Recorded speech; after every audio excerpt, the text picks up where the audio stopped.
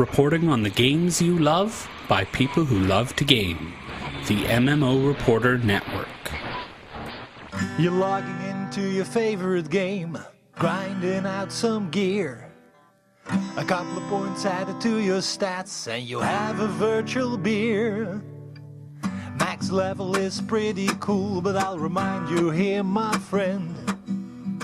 These games are not about the goal, it's about the journey and not the end.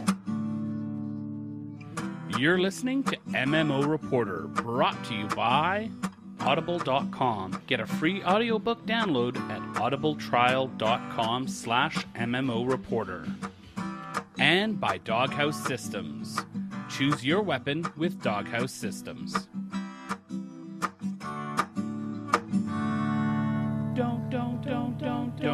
Don't forget about your ults you need to cherish.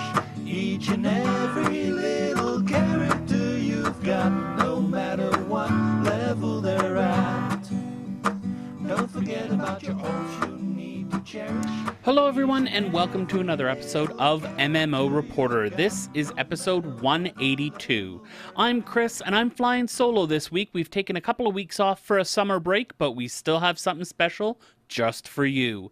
I've decided to invite my good friend Josh Augustine, host of Pet Battle Crew and the Happy Hearthstone, to come on and talk about Hearthstone, about his podcast, and about the new expansion that has just launched for the game. So, Josh, it has been quite a while here since we've talked together, but you have been busily working away at Happy Hearthstone. I have to say, is the Hearthstone still happy? Oh, man, it is happier than ever, dare I say. Happier than ever. That's a big statement there. It is because, I'm trying to remember. It has been a while since we talked. It was probably right around the time the game launched. Yeah. And I had some guest hosts on that were, we're happy, but not, overly enthusiastic. But nowadays, I have the happiest people on the planet on the show. And they're so happy. And, of course, the new expansion just came out, so they're happier than ever. We got so much to talk about. I know. Here's the thing, and being a collectible card game, not a noob, but not someone who... in any game, I'm never a theory crafter. That's just not my thing. I benefit from other people's theory crafting. The amount of theory crafters for a collectible card game, to me, at first felt really amazing and unusual. And then the more I listened to your show and the more I did a little bit of research, it's not unusual at all to theory craft collectible card games, is it? Oh, no. Yeah, that's like 90% of the appeal for people that get really into card games, whether it's, physical like Magic or digital ones like Hex and Hearthstone. Like, that's really what got me, too. I remember the first time I played Magic, I was playing a draft deck, which is where it's kind of like Arena in Hearthstone, where you pick and choose cards to build a deck from. Right. And after I was looking at, and there were hundreds of cards I could choose from, and I just arbitrarily, because I was pretty noob, chose 40 of them. And I started to think wait, how many different combinations of 40 cards could I do from all these? Yeah. And then you're trying to think this guy says when he takes damage, this happens, and this card will deal damage to him. This will combo really well. And suddenly, your brain just starts going. Yeah. And it's just it's a whole nother level, because we've played lots of MMOs, right? We've theory crafted our rogues and WoW and that sort of stuff. And so you're theory crafting talent builds. But the cool thing to me about card games is that it's almost entirely free form. In MMOs, you're working within a framework. Right. You've chosen a class, or even in Rift where it's a little more free, you've chosen 3 souls, right? And you have to work within those choices. In card games, it's just is it a card? Yes. Okay, you can put it in your deck. It's crazy. I love that. Is it a card? Yes. Yes. Very good. Yeah, it's crazy because the amount of combinations like you're talking about are astronomical. And I was listening to, I forget his name, but you were talking to a gentleman. I think I used it in the highlight reel, and talking about the combos that you could put together. And the thing that we need to realize is I really, really love Hearthstone. And my love of Hearthstone is almost eclipsed by my noobness at Hearthstone.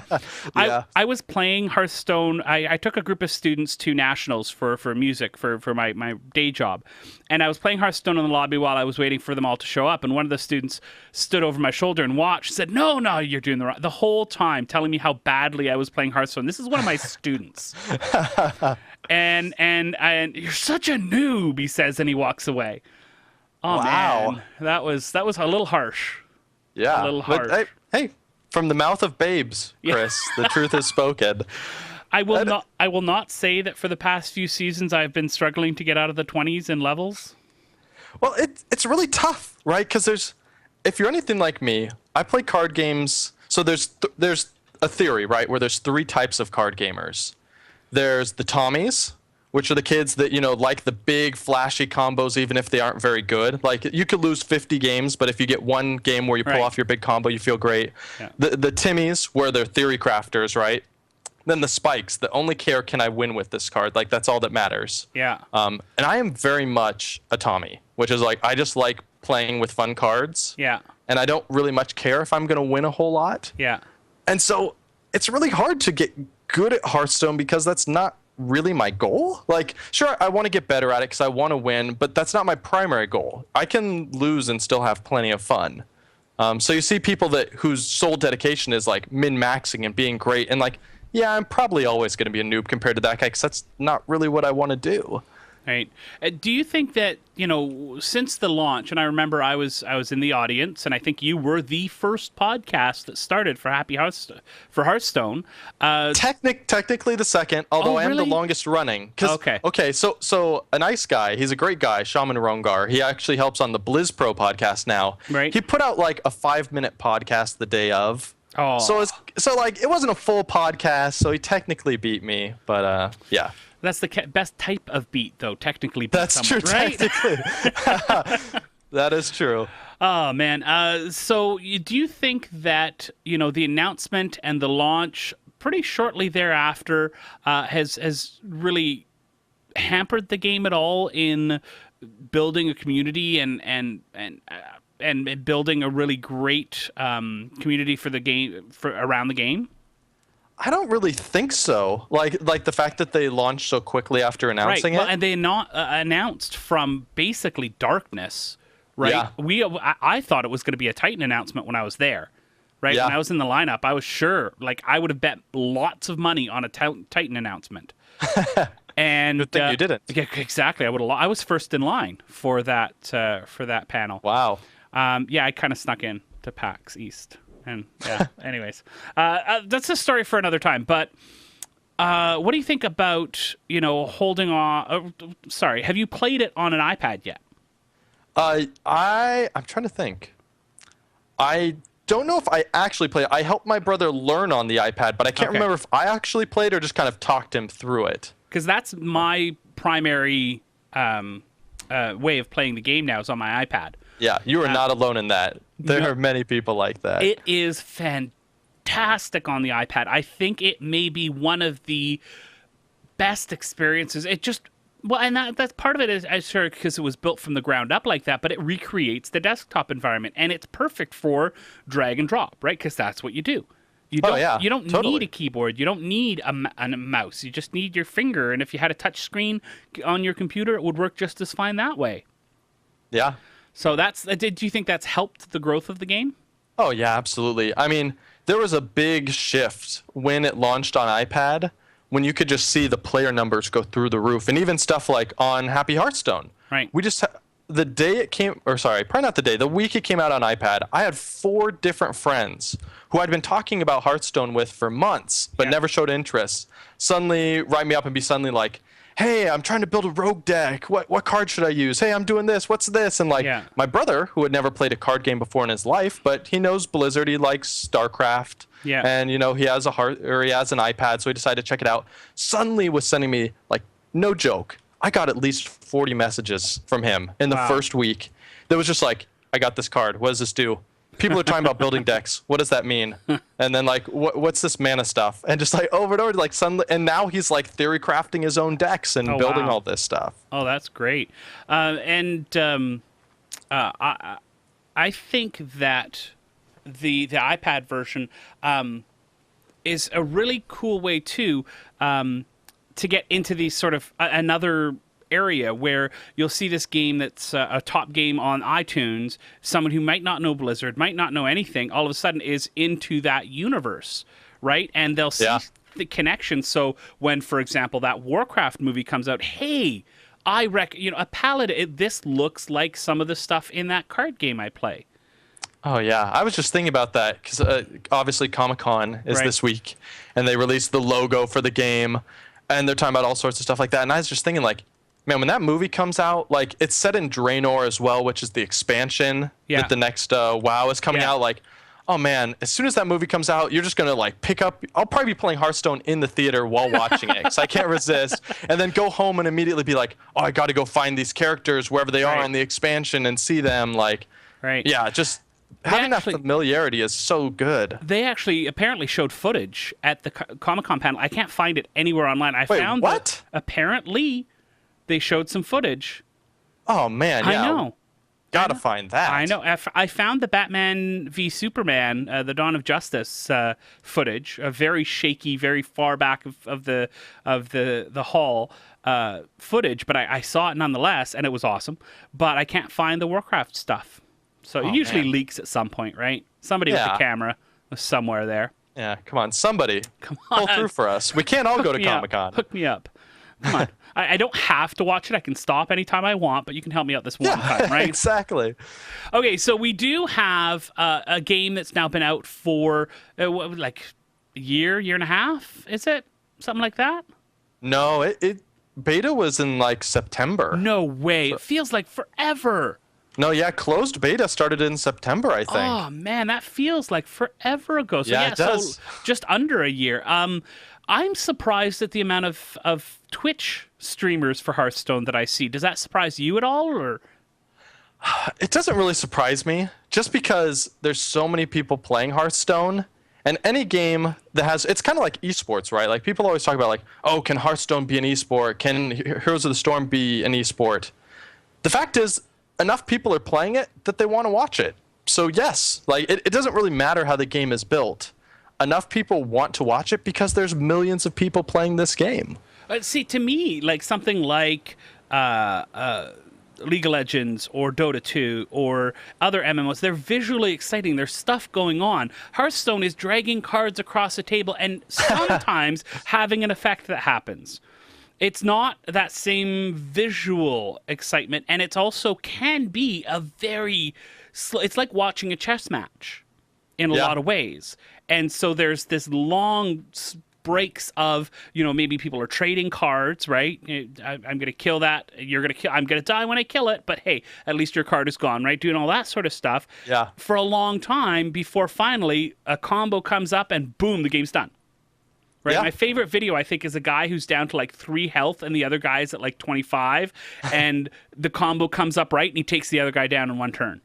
Yeah. Right. And I mean, so Chris, I don't want to call you a noob here, but it's kind of like me when I watch something like basketball. My dad's a big basketball fan, so I watch basketball with him, but I don't really get it. So a lot of times, all I see is the end result, right? I see like, oh, dude, Shaq just totally slammed that basketball or whatever. Like, that was awesome. You're dating yourself a little bit. And people listening that like basketball are laughing because Shaq, I think, retired like 10 years ago. So that shows how much I know. But in Hearthstone, it's kind of similar, right? If you're watching, you see that big turn. But every turn, it's building up towards that. And there's kind of little micro plays, like where they play a card...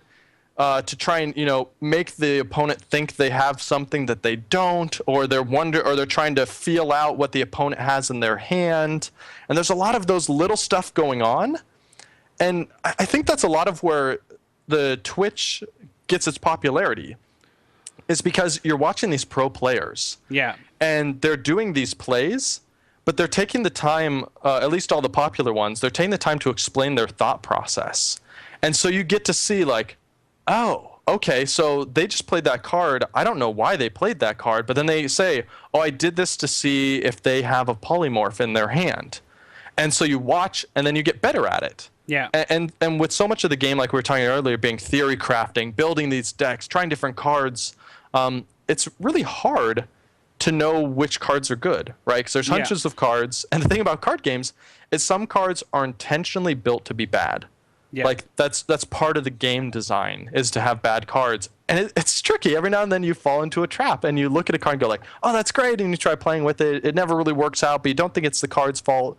Then you talk to a pro and then they sit down and explain, okay, this is why that card isn't effective in the current environment, because there's so many cards that counter it or all this sort of stuff. It's like a gear check for MMOs, huh? A noob check. Yeah, it totally is. It's almost like an Ask Mr. Robot, right? Yeah. Where you're like checking in to see like, okay, what are people doing? What should I do to get better? And then it just kind of, they talk you through it. And of course, also the best streamers, like people like Trump and stuff like that, have really funny personalities, right? Like, because Trump, which is one of the most famous streamers, he has something called Prison Trump, which is where he like acts like a tough guy and does stuff like that when he gets like angry. And it's funny. It's almost like watching a TV show, right? But it's kind of a TV show that involves a game that you really like. Yeah. Yeah, that's pretty cool. Okay, so we have got the Naxxramas has launched just in the past week here. The Spider Quarter has been opened for free for players who are playing right now. And can you explain, because you'll do a better job than I will, what the business model is going to be for this expansion? Yeah, so it's similar to how they do raids, right? In World of Warcraft, for people that are familiar with that, which is where let me double check. I'm looking up the prices to make sure I don't get them wrong. Yeah. So they're opening it in wings, right? So it's Naxxramas, which is the the raid from World of Warcraft. It's actually a real one, and a lot of the bosses and stuff in the Hearthstone one are the same as they are in the game, which is cool. So they're opening the first wing for free. Right. And it's only free if you log in during this, I don't know if it's the first week or during the first month, but only for a limited time. If you log in, you get it for free. If you 10 years from now, you'll have to buy it. Right. And then they're going to be releasing 4 wings after that have new bosses, just like a raid. And those are either purchased $7 a piece or 700 gold, which is the currency you earn in game. And actually, 700 gold is surprisingly cheap. Because quests that you do, and quests is like, win 5 games with this or win 5 games with this, you get on average about 50 gold a piece. So, I mean, that's only doing, 14 quests, which really isn't that bad. You can do 1 quest a day. Yeah, that's not too bad at all. Yeah, so most people I know will be able to get it for free, which is very generous of Blizzard. I'm super excited to see that, because some of the initial, leaked prices, quote-unquote, prices were like outrageous through the roof, and people were freaking out like, Blizzard's going to charge $30 per wing. And it's like, no, they can't possibly do that. Like, if it seems like an idiot move to you, Blizzard's not going to do it, because there's a lot of people there that have a lot of experience doing this sort of thing and are not idiots. So they'll have the same impression and change it. Right. Yeah, so the Spider Quarter, I have been in there. I jumped in before we were going to talk here, and nice. I've been in there once. I did kind of get my butt handed to me, and it makes me feel worse because I was looking online, and there were lots of complaints that it was too easy. Now, are you playing the normal, the class challenge, or the heroic? Just through the story, just through the normal. Okay. Now, see, I wouldn't feel too bad, because the thing is, it's kind of like MMOs, right? When a new expansion comes out, there's always people on the forums that go on, I beat the whole thing in 24 hours. What's next? Well, you know what? That didn't happen with WildStar. Yeah. That's the first one I've seen where there's still no one at all who has cleared all of the content. Zero people have cleared the 40-man raid. 0 guilds. Are they just crazy hard? Yes. Or are there just so many of them? No. Hard. Challenging. Incredibly challenging. But that's a discussion for another time. I do not believe that Hearthstone is that challenging. I just think that my noobness is that outstanding. No, it's one of those things too, right? Where each of the bosses has like a gimmick, right? They have a different power. Yeah. Like one of them summons a 3/1 for 2 mana every turn. One of them deals more damage based if you have cards in your hand. And so it's just kind of like, if you aren't familiar with card games, it's tricky. Because if you're familiar with card games, you've been playing Magic and stuff for a long time, you've seen cards like these, and you're like, I know how to counter this. I need a card that's like this. And you do that, and okay, they're doing this strategy roughly. I want to do this strategy. And so it just takes trial and error. But that's kind of the nice thing about it. Like, you don't have to pay each time you attempt. You can, play whenever you want. You can take all your time. There's no timers. There's no penalty for losing. You just keep trying till you figure it out. Yeah, and I've got 4 days of camping that are coming up. And my cell phone can connect to Wi-Fi. And my iPad will be put through much use as I try to clear the spider wing of Naxxramas before I come home. Your camping's gamer style. I like that. My camping, my view of a good campsite is one that has a pool and great Wi-Fi. That is a good campsite. And preferably a full bed. Yeah, we're bringing a trailer. Nice, good work. See? Yeah, see, Bill's. You've met Bill a few times. His view of camping is more roughing it. He doesn't mind tenting. He likes going out in the wilderness, and I like looking at the wilderness as I drive to my campground with full hookups and Wi-Fi. Yeah, so. Well, nature and wilderness is beautiful from afar. Exactly, let's just keep it that way. Exactly. And plus, you're doing the spider wing on Naxxramas. That's kind of nature-y. Exactly. You understand this. You understand this. I do. So what are the other 3 wings? For those who have not played WoW, what are the other 3 wings that we can expect? Ooh, you're giving me a pop quiz here. So I know there's Plague Quarter, which is like poison and disease. There's the Undead Wing, which is like zombies and stitched together stuff. Oh, right. What was his name? The first boss. The Frankenstein-looking guy. Yeah. Oh, gosh. We're going to get so many messages about this. Stitches? Or is that something else? Something else. Anyways, I told, because that with the Naxxramas came back in Wrath of the Lich King, right? And that was where I did most of my raiding, was in Wrath. I cleared Nax a few times and went into the Uldaman as well, or Ulduar, yeah. Yeah. So, anyways. Here we go. Wait, I got it. Okay. Patchwork, thank you. Yeah. Thank you. Okay, so here I have all the wings. So the Arachnid Quarter, which is all the spiders. Yep. The Plague Quarter is the next one. All the gross stuff. Then the Military Quarter, which is all like the trainers, the Baron Rivendare and stuff like that. Then, sorry, it's not the Undead Quarter, the Construct Quarter. Right. Which is all the patchworks. And finally is the Frostworm Lair. Yes. With Sapphiron and Kel'Thuzad himself, which is going to be a crazy hard fight, I can only imagine. Oh, man. It's going to be exciting. And what do you think about them putting out more content in this manner? Like, before you had heard of this expansion, how did you think they were going to put out new content, if any? So I was hoping they were going to do a lot of single-player campaigns, which is not dissimilar to this. I am a little bit disappointed in kind of the format, in the way that. So I've beaten through normal, which is the normal mode where you fight the 3 bosses. I've beat them and there's nothing to do. Like, you can't get another reward for going back and beating them. You can't, fight a challenge to go back. Then there's class challenges, which is kind of cool. Okay, you have to take them on with a rogue or with a druid, a specific deck. But once you play it, you're done. I was kind of hoping it'd be more like a dungeon or a raid in WoW, where you play through it, you get some rewards for beating it, and then, maybe next week you can do it again. And you can try something different and try different things. But it's kind of just like, it feels just like an extended tutorial, essentially. Where it's like, okay, beat it, you're done, get out of here. Yeah. That's a very valid point. I mean, once you've finished it on Heroic, there truly is no reason to go back. I mean, you could go back to do your regular quests, right? And do them there, but why would you? Why bother? Right? Yeah. You could probably have a more mentally stimulating experience going through Arena or going through the PvP, like playing against other players. Yeah, you absolutely could go back and do the quest, but you're going to kill yourself in 2 months if all you do is beat the same PvE, 3 PvE encounters over and over again for your quests. Like, that's going to just feel terrible. Yeah. Yeah, I mean, it's possible, just doesn't mean that it's very likely that people are going to follow that pattern. Yeah. So, I mean, it is cool. They're introducing 30 new cards, right? And that's really where the value of the expansion comes for me.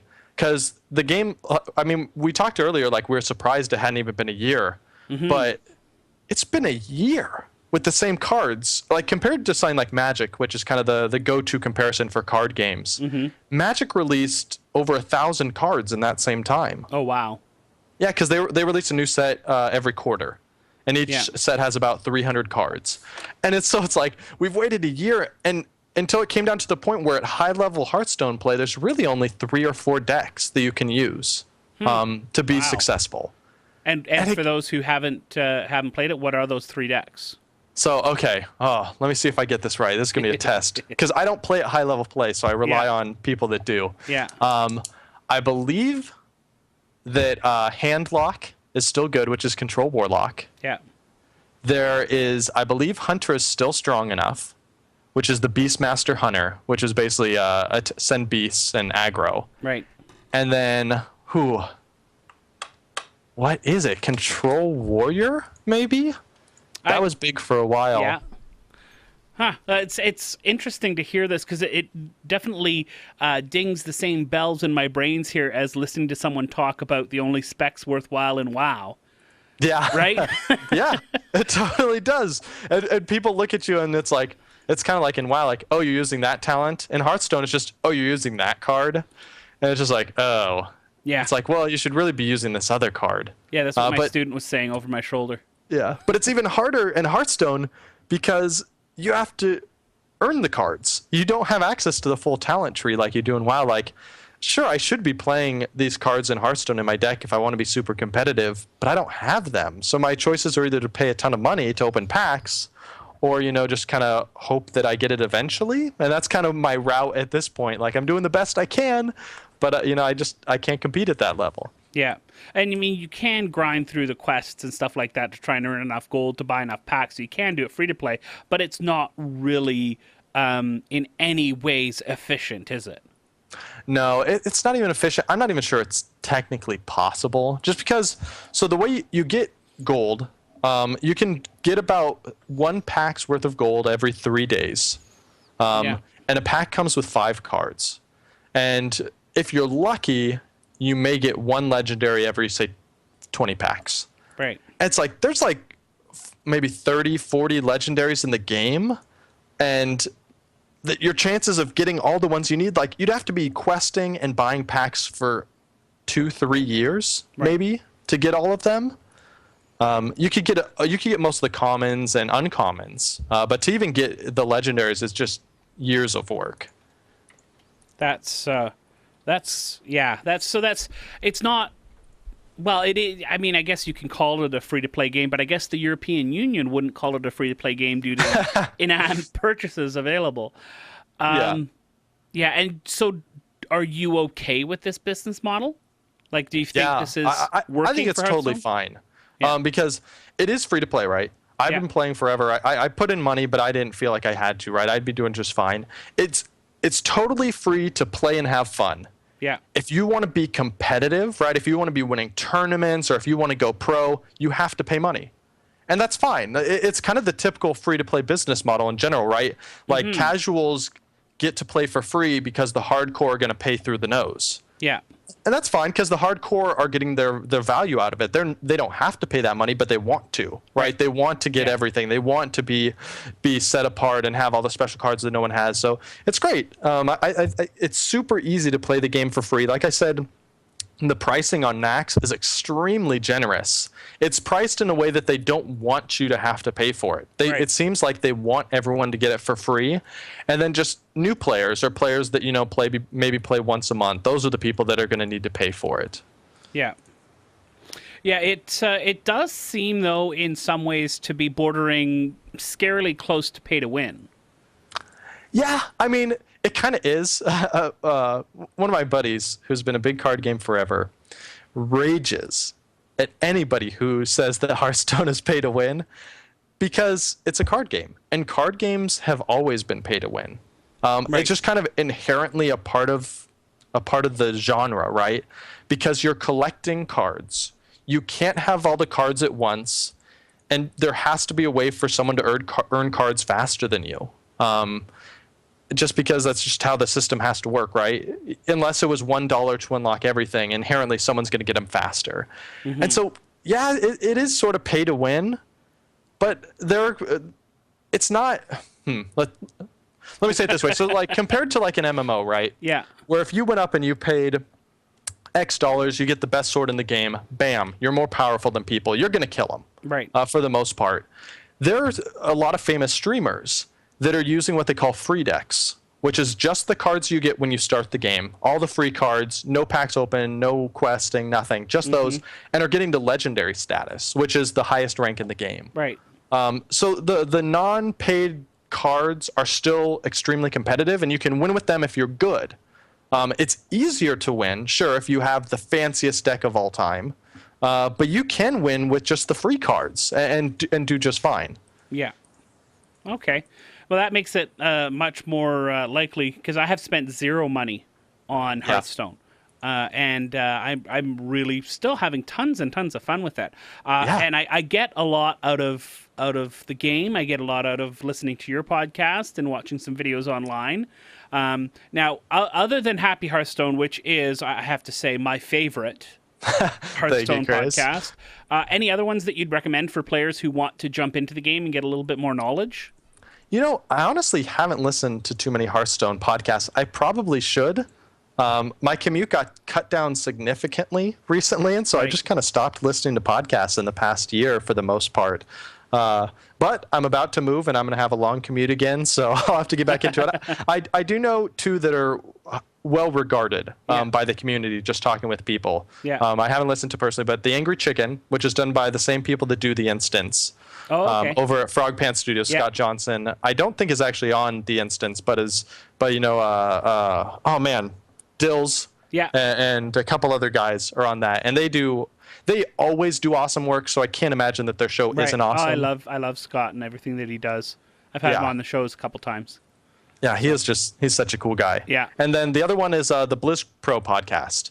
They've been around since the very beginning. They were the other group. So early on in Happy Hearthstone, we got invited actually to Blizzard's headquarters. Right. There was about 4 of us, sites and I was the only podcast actually at the time, just 3 sites and me that got invited to talk with them. And Blizz Pro was one of them there. And they've kind of consolidated everybody else that was at that meeting. So it's basically all the people that have been there since the beginning. Be strong, Josh. Be strong. Yeah, be strong. Well, it's good. They do a lot of really good articles, too, which I don't do heavy theory crafting articles. We stick almost exclusively to podcasts. Right. And then, you know, we put our show notes up. But they do a lot of good articles that dig into like, okay, here's one card. Let's write 1,000 words about this card and all the potential uses and stuff like that. They do a lot of really good analysis like that. See, after about 200 words, when it gets to theory crafting, my brain turns to mush. Yeah. About the time they're comparing like the 30th combo, you're just like, oh no. And that's why I said earlier, I benefit from other people's theory crafting, especially in MMOs. I'm great at using other people's builds.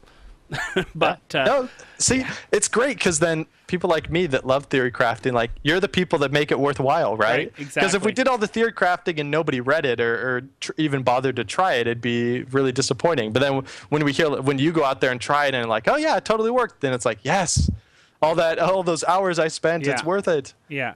Okay, so you're about a year and a half into the podcast now. What are some highlights and some memories? I mean, other than obviously getting to travel to Blizzard HQ, which must have been fun. What are some other highlights that you've had? Yeah, so let's see. I also got to talk with them at BlizzCon, Ben Brode and some of the other guys, and that was really cool. I actually got Ben Brode, where I don't know if you know him, but he's the developer. He's one of the 2 designers on the team that has the craziest deep voice I've ever heard. He does like at BlizzCon, he's the one that does like the voice of God when they do jokes like that during the keynotes, because just a big boisterous guy. Yeah. So I got him to actually do some of the card noises, like, you know, when you play cards, it goes like, I hope you like my invention or whatever. I actually got him to impersonate a lot of them, and it was really fun doing that. Nice. But on the show, there are 3 big things that I absolutely love. One of my good friends, Dan Patrice, came on the show. He was one of my first guests on the show, and he was my first deck battle, which has been one of our most popular things on the show, where someone builds a deck, brings it on the show, and then we battle it against the last deck that won on the show. Yeah. And he built a Beastmaster Hunter deck. Before Hunter was popular and before Hunter dominated the meta for about 6 months straight in the game, he built one of the very first versions of it that I ever saw. I don't know how influential it was, his deck, in actually making it into the meta, but he was the first person I saw using it. And he built this really awesome deck, and it beat, I think, like 5 or 6 challengers on our show. It was undefeated. It actually made the show a little boring, because no matter what deck people brought onto the show, is like, well, it doesn't matter. Dan's deck is going to win anyways. But it lasted for 7 months until Redbeard, who was just a random person from the community, sent me an email and was like, I bet I can beat Dan's deck. And I was like, yeah? He's like, yeah, here's the deck I want to try. Let me on your show. And I was like, okay. Random listener from the community, let's bring him on. Like, I hope he's not a terrible person and starts shouting racist things during the podcast, right? So brought him on, and he wrecked it. And he did it. He was a super funny, nice guy, super knowledgeable. He is super helpful. And that's been like one of the funnest things of the show. So I've really started embracing this me and a different guest host every week idea.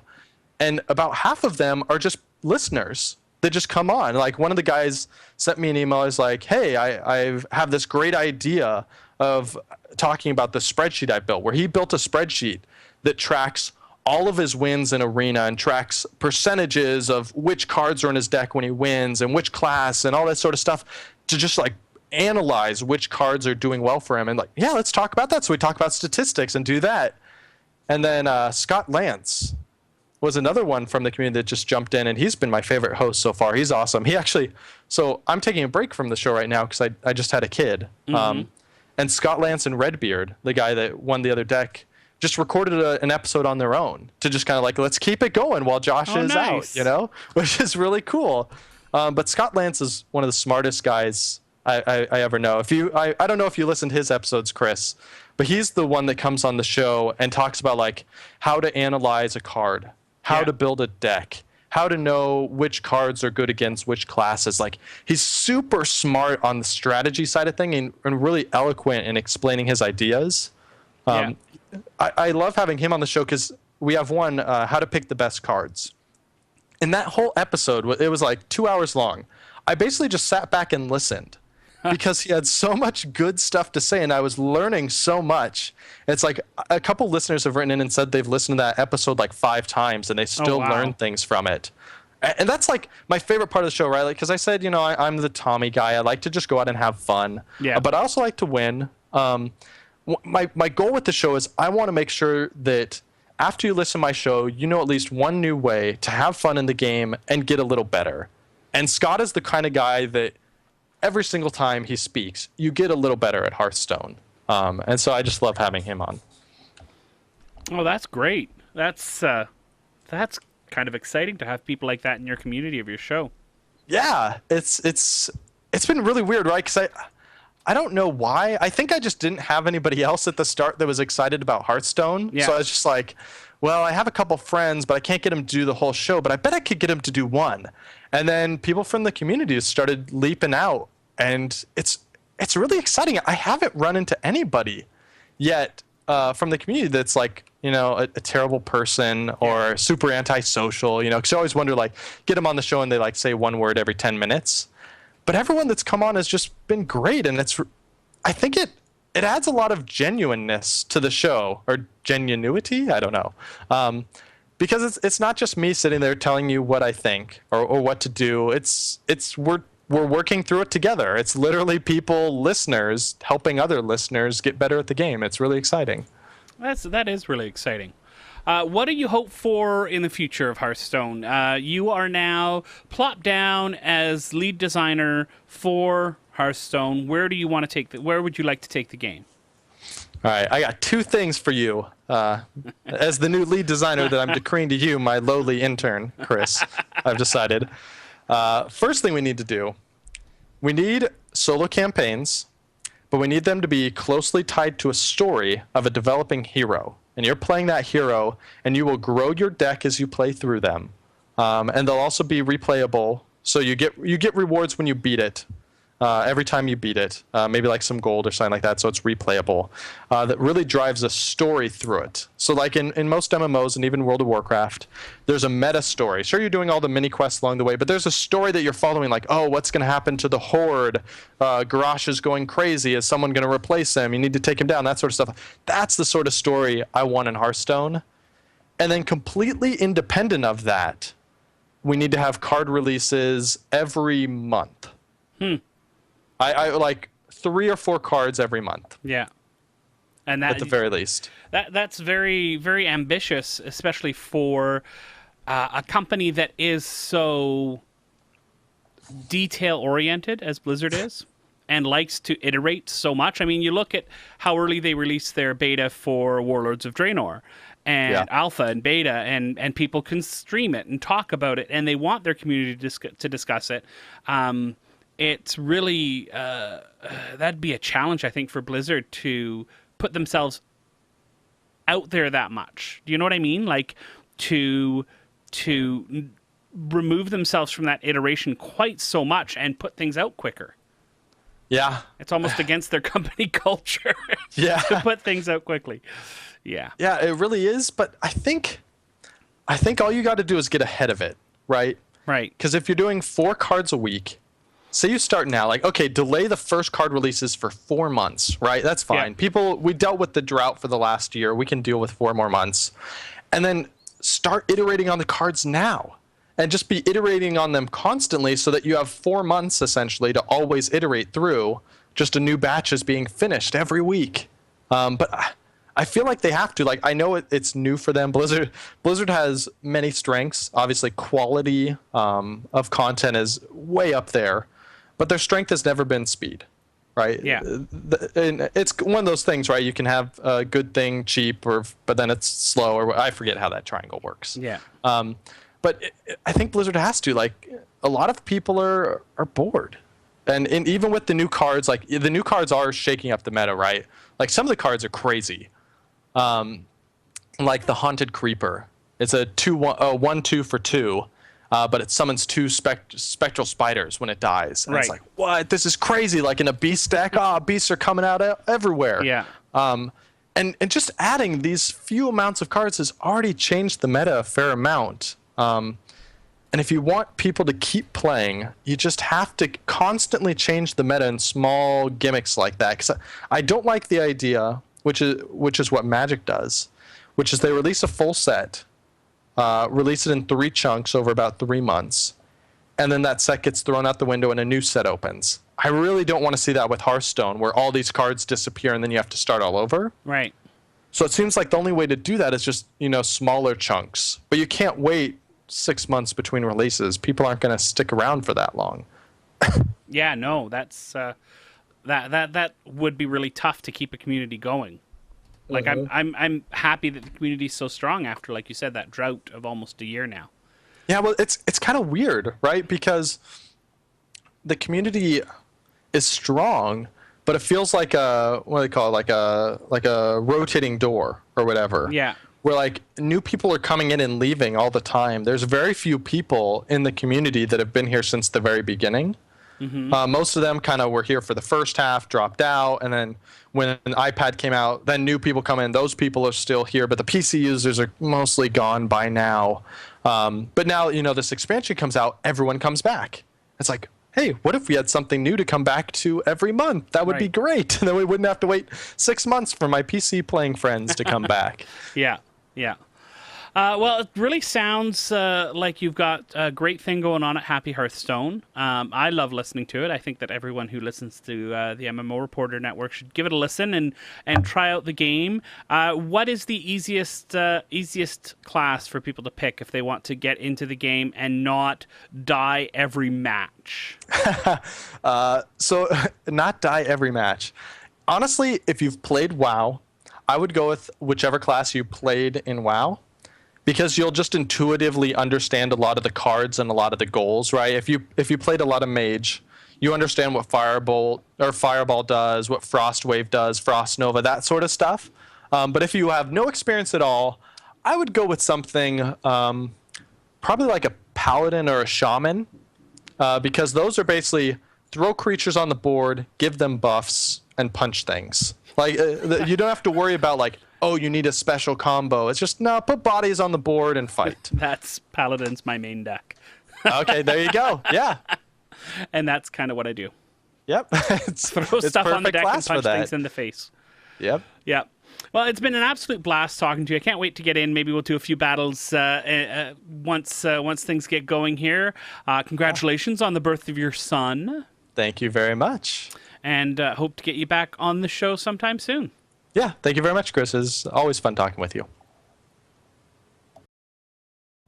And just before I let everybody go here, I do want to remind you about our Patreon campaign. We have 16 of my closest friends have decided to be our patrons on the Patreon campaign, patreon.com/MMO Reporter. Those patrons are what's going to let us keep going and really get the network growing and keep things going on such a positive note. So if you like what we offer and you can afford just a little bit, go and be our patron over at patreon.com/MMO Reporter. If you want to get a hold of us, there are a few different ways. You can, of course, send us an email at mmo.reporter@gmail.com. You can check us out on Twitter at MMO_reporter, or you can check out Bill at MMOBill, Harry at Harry Hall, Leonor at Leonor. You can, of course, send us a voicemail to 616-666-6778, or click on the widget on the right side of the page. And of course, check out our YouTube page at youtube.com/MMO Reporter Network. We hope that you enjoyed this very special version of MMO Reporter. We hope that you download next week's show as well. And of course, we hope to see you in game. Don't forget about your ults you need to cherish. Each and every little character you've got, no matter what level they're at.